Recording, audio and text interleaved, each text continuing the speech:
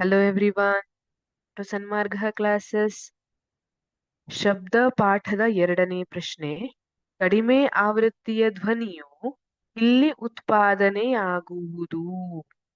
ಹಾಗಿದ್ರೆ ಕಡಿಮೆ ಆವೃತ್ತಿ ಇರುವಂತಹ ಧ್ವನಿ ನೋಡೋಣ. ಆಪ್ಷನ್ ಎ ಕೊಟ್ಟಿದ್ದಾರೆ, ಹೆಣ್ಣು ಮಗು. ಆಪ್ಷನ್ ಬಿ, ಗಂಡು ಮಗುವಿನಲ್ಲಿ. ಆಪ್ಷನ್ ಸಿ, ಮಹಿಳೆಯರಲ್ಲಿ.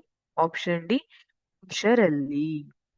ಇಲ್ಲಿ ನೋಡಿ, ಕಡಿಮೆ ಆವೃತ್ತಿಯ ಧ್ವನಿ. ಇಲ್ಲಿ ಆವೃತ್ತಿ ಹೆಚ್ಚು ಅಥವಾ ಕಡಿಮೆ ಅನ್ನೋದನ್ನ ನಾವು ಡೇ ಟು ಡೇ ಲೈಫ್ ಅಲ್ಲಿ, ದೈನಂದಿನ ಜೀವನದಲ್ಲಿ ಅಳಿತಾ ಹೋಗ್ಲಿಕ್ಕೆ ಆಗುದಿಲ್ಲ. ನಾವ್ ಅದನ್ನ ಹೇಗೆ ಅಳಿತೀವಿ? ಸ್ಥಾಯಿ, ಪಿಚ್ ಅಂತ ಹೇಳ್ತೀವಲ್ಲ, ಪಿಚ್ ಜಾಸ್ತಿ ಇದೆಯೋ ಅಥವಾ ಕಡಿಮೆ ಇದೆಯೋ ಅನ್ನೋದ್ರ ಮೇಲೆ ಆವೃತ್ತಿ ಹೆಚ್ಚಿದೆಯೋ ಅಥವಾ ಕಡಿಮೆ ಇದೆಯೋ ಅನ್ನೋದು ಗೊತ್ತಾಗುತ್ತೆ. ಆವೃತ್ತಿ ಹೆಚ್ಚಿದ್ರೆ ಪಿಚ್, ಸ್ಥಾಯಿ ಅಂತ ಹೇಳ್ತೀವಲ್ಲ, ಅದು ಕೂಡ ಹೆಚ್ಚಾಗಿರುತ್ತೆ. ಈಗ ಹೆಣ್ಣು ಮಗುವಿನಲ್ಲಿ ನೋಡೋದಾದ್ರೆ, ಹೆಣ್ಣು ಮಗುವಿನಲ್ಲಿ ಪಿಚ್ ಜಾಸ್ತಿ ಇರುತ್ತಾ? ಹೌದು, ಹೆಚ್ಚಿನ ಪಿಚ್. ಗಂಡು ಮಗುವಿನಲ್ಲಿ ಕೂಡ ಸ್ಥಾಯಿ ಹೆಚ್ಚಾಗಿರುತ್ತೆ. ಮಹಿಳೆಯರಲ್ಲಿ, ಹೌದು, ಮಹಿಳೆಯರು ನೀವು ಹಾಡುವಾಗೆಲ್ಲ ನಿಮ್ಗೆ ಗೊತ್ತಾಗಿರುತ್ತೆ ಅಲ್ವಾ, ಹೆಚ್ಚಿನ ಪಿಚ್ ನಲ್ಲಿ ಹಾಡಿರ್ತಾರೆ ಮಹಿಳೆಯರು. ಪುರುಷರಲ್ಲಿ, ಇಲ್ಲಿ ನೋಡಿ, ಪುರುಷರಲ್ಲಿ ನೀವು ಕೇಳಿರಬಹುದು, ಸಾಮಾನ್ಯವಾಗಿ ಪುರುಷರಲ್ಲಿ ಬಹಳ ಗಂಭೀರವಾದ ಆಳವಾದ ಧ್ವನಿ ಇರುತ್ತೆ ಅಲ್ವಾ.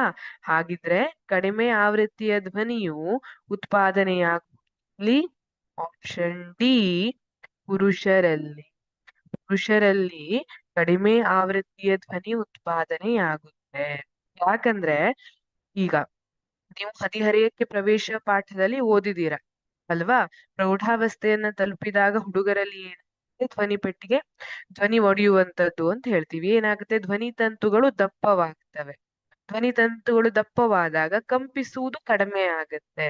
ಹಾಗಾಗಿ ಆವೃತ್ತಿ ಕೂಡ ಕಡಿಮೆ ಆಗುತ್ತೆ. ವೇಗವಾಗಿ ಕಂಪಿಸಿದ್ರೆ ಆವೃತ್ತಿ ಜಾಸ್ತಿ ಇರುತ್ತೆ, ಸ್ಲೋ ಆಗಿ ಕಡಿಮೆ ಕಂಪಿಸಿದ್ರೆ ಆವೃತ್ತಿ ಕಡಿಮೆ ಇರುತ್ತೆ. ಹಾಗಾಗಿ ಇಲ್ಲಿ ಪುರುಷರಲ್ಲಿ ಏನಾಗುತ್ತೆ, ಧ್ವನಿತಂತು ದಪ್ಪವಾಗಿರೋದ್ರಿಂದ ಆವೃತ್ತಿ ಕಡಿಮೆ ಇರುತ್ತೆ. ಅವರ ಧ್ವನಿಯ ಸ್ಥಾಯಿ ಗಂಭೀರವಾಗಿ ಸ್ಥಾಯಿ ಕಡಿಮೆ ಇರುತ್ತೆ ಅಂತ ಹೇಳ್ತೀವಿ. ಹಾಗಾಗಿ ಸರಿಯಾದ ಉತ್ತರ ಆಪ್ಷನ್ ಡಿ.